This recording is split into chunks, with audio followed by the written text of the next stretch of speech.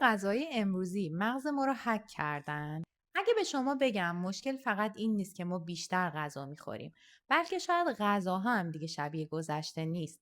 و شاید بعضی از غذای امروزی دقیقاً برای این طراحی شدن که ما بیشتر بخوریم، بیشتر هوس کنیم و سختتر دست از خوردن بکشیم. باور میکنید؟ من دکتر می هستم و اینجا Let's Talk Obesity with دکتر می. وقتی درباره چاقی صحبت میکنیم معمولا یه جمله رو زیاد میشنویم. فقط کمتر بخور. اما اگه داستان به این سادگی بود، چرا نرخ چاقی در سراسر دنیا اینقدر افزایش پیدا کرده؟ آیا ناگهان میلیون‌ها انسان در سراسر جهان بی‌اراده شدن؟ یا ممکنه محیط اطراف ما تغییر کرده باشه؟ امروز میخوایم درباره چیزی صحبت کنیم که شاید کمتر بهش توجه میشه. اینکه غذای امروزی با غذاهایی که بدن ما برای اون تکامل پیدا کرده تفاوت زیادی داره. بدن انسان صدها هزار سال پیش در محیطی زندگی میکرده که غذا کمیاب بوده. اگه اجداد ما یه میوه شیرین پیدا میکردن، یه اتفاق خوب محسوب میشده. اگه عسل پیدا میکردن، یه منبع ارزشمند انرژی بوده. اگه غذای پرچرب پیدا میکردن، شانس زنده موندن بیشتری داشتن. به همین دلیل مغز انسان یاد گرفته غذاهای شیرین، چرب و پر انرژی رو دوست داشته باشه. این یه نقص نیست، یه مکانیسم بقاست. مشکل اینجاست که مغز ما هنوز توی همون سیستم قدیمی کار میکنه. اما محیط اطراف ما کاملا تغییر کرده. امروز برای دسترسی به غذا لازم نیست شکار کنیم. لازم نیست ساعتها راه بریم. لازم نیست فصل خاصی و منتظر بمونیم. ما تو دنیای زندگی میکنیم که غذا تقریبا همه جا هست و مهمتر از اون بخش بزرگی از غذای امروزی به شدت فرآوری شده است. غذاهایی که بهش اولترا پروسسد فود یا غذاهای فوق فرآوری شده میگیم.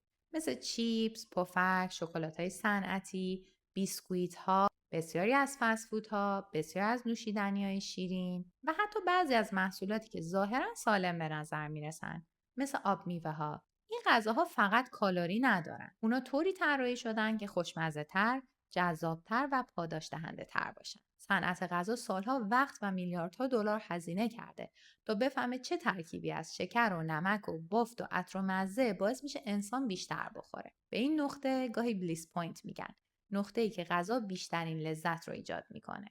نه اونقدر شیرین که آزاردهنده باشه، نه اونقدر شور که نشه خوردش، بلکه در نقطه‌ای که مغز میگه یکی دیگه هم بخور و بعد یکی دیگه و همینجوری یکی دیگه. و اینجاست که دوپامین وارد داستان میشه. خیلی از افراد فکر میکنن دوپامین هورمون لذته، اما در واقع دوپامین بیشتر به انگیزه و جستجوی پاداش مربوط میشه. یعنی چیزی که باعث میشه مغز دنبال یه تجربه دوباره بره. وقتی غذا بسیار خوش‌طعم باشه، سیستم پاداش مغز فعال میشه. این کاملا طبیعیه. اما وقتی دائما در معرض غذاهای فوق فرآوری شده قرار میگیره، این سیستم ممکنه بیش از حد تحریک بشه. این دقیقاً جایی که بعضی از افراد احساس میکنن کنترل غذا خوردن سخت‌تر شده. نه به این دلیل که ضعیف هستن، بلکه دائما در معرض محرک‌هایی قرار دارن که سیستم پاداش مغز رو هدف قرار میده. برای همینه که خیلی از افراد میگن اگه یه سیب روی میز باشه میتونم نخورمه، اما اگه یه بسته چیپس باز باشه نمیتونم توقف کنم. پس این فقط مشکل اراده نیست، این تفاوت پاسخ مغز به انواع مختلف غذاهاست. جالبتر این که این غذاها معمولا فیبر کمی دارن، پروتئین کمی دارن و حجم کمی هم دارن، اما کالری بالایی دارن. یعنی قبل از اینکه بدن فرصت کنه پیام سیری رو ارسال کنه مقدار زیادی انرژی وارد بدن میشه. در نتیجه فرد احساس میکنه هنوز میتونه بیشتر بخوره و این چرخه تکرار میشه. حالا یه سوال مهم، این یعنی ما قربانی هستیم و هیچ کاری نمیتونیم انجام بدیم؟ قطعا نه. هدف این اپیزود این نیست که مسئولیت رو از ما بگیره. هدف اینه که بفهمیم زمین بازی تغییر کرده. ما در محیطی زندگی میکنیم که برای افزایش مصرف غذا طراحی شده. و اگه این موضوع رو نفهمیم دائما خودمون رو سرزنش میکنیم. اما وقتی بفهمیم مغز چگونه کار میکنه میتونیم تصمیمات بهتری بگیریم.